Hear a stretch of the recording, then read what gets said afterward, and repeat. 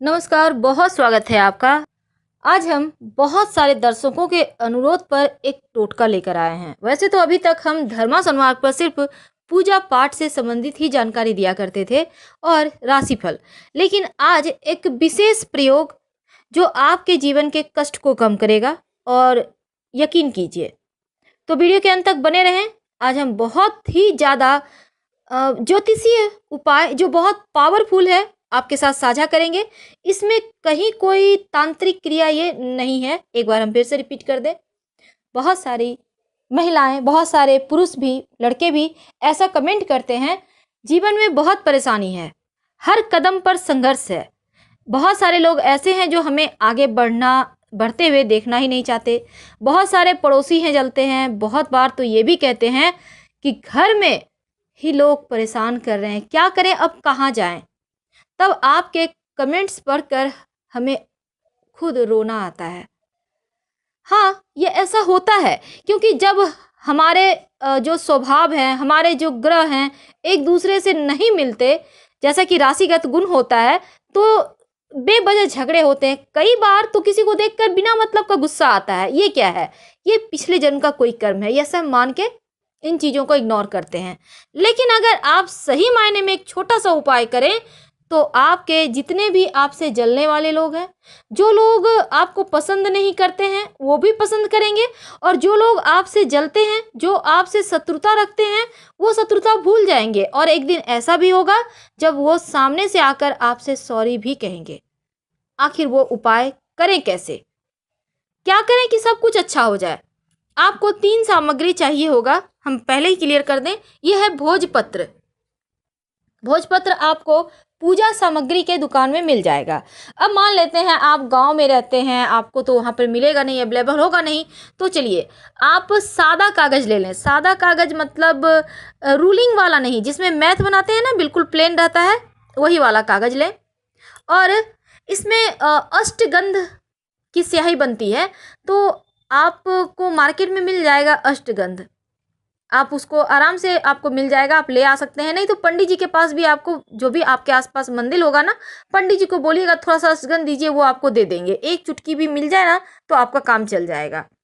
अब आपको अनार की कलम की यहाँ आवश्यकता होती है। अब अनार की कलम हर किसी को मिलेगा नहीं, ये ज़रा महंगा भी आता है, हर जगह अवेलेबल नहीं है।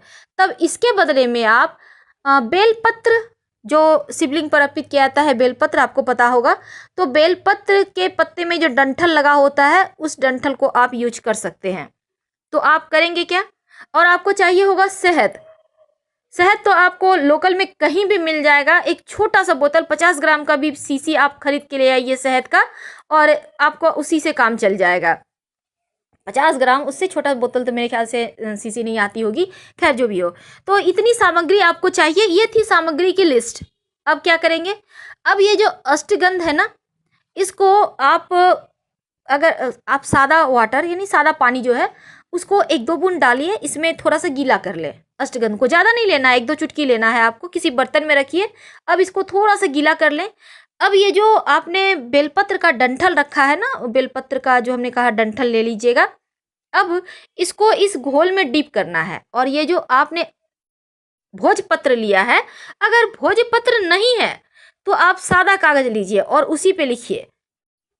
लेकिन एक बात उसके पहले ही हम क्लियर कर दें, ये कोई तांत्रिक क्रिया नहीं है। एक बार फिर से रिपीट कर रहे हैं, क्योंकि बहुत बार कन्फ्यूजन हो जाने के कारण, गलतफहमी हो जाने के कारण थोड़ी दिक्कतें बढ़ जाती है। तो आपको जब ये काम करेंगे ना, तो उस समय ये चूंकि पूर्णतया सात्विक है, तो इस समय आप नमः शिवाय का भी जप कर सकते हैं। ये प्रभु कृपा है। आप चाहें तो हनुमान चालीसा का पाठ कर सकते हैं।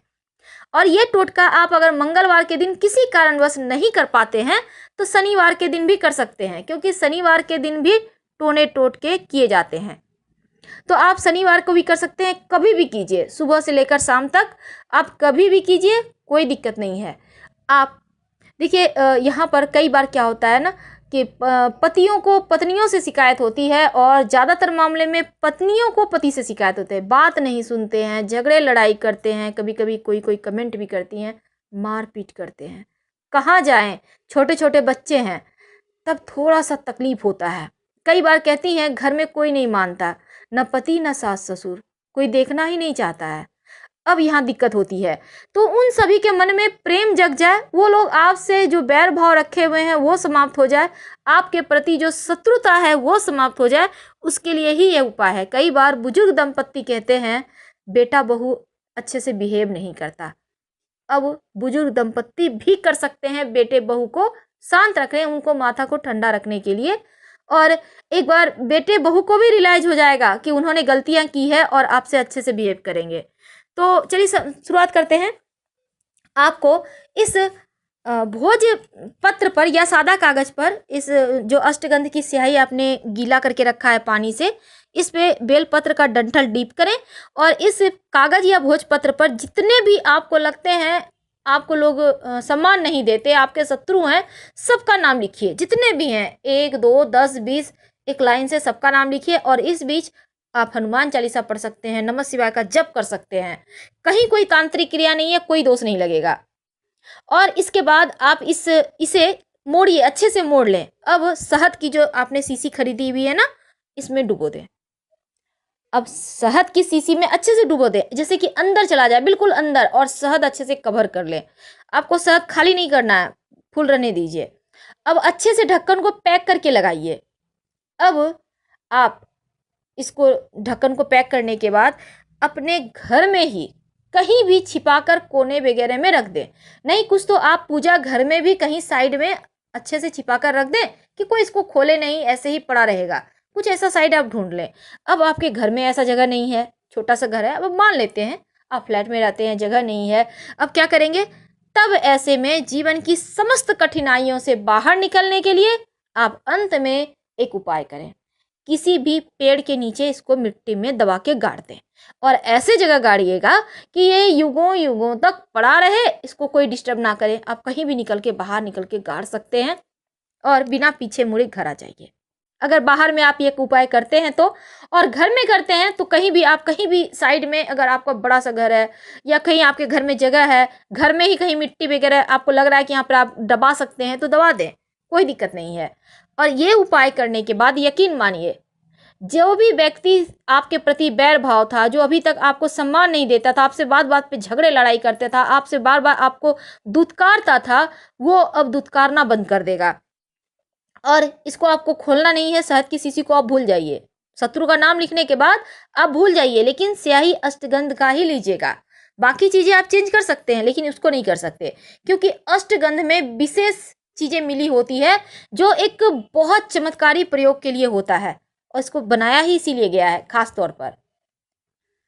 अब मान लेते हैं बहुत इमरजेंसी है, तब एक काम कीजिए, आप लाल रंग के पेन से लिख लीजिएगा शत्रु का नाम और डाल दीजिएगा, और बाद में जब कभी अष्टगंध मिले तो दोबारा से ये प्रयोग कर लीजिएगा। हम आपसे विदा लेंगे। हर हर महादेव। पसंद आए तो लाइक कर, सब्सक्राइब करें और अपनों से शेयर जरूर करें। धन्यवाद।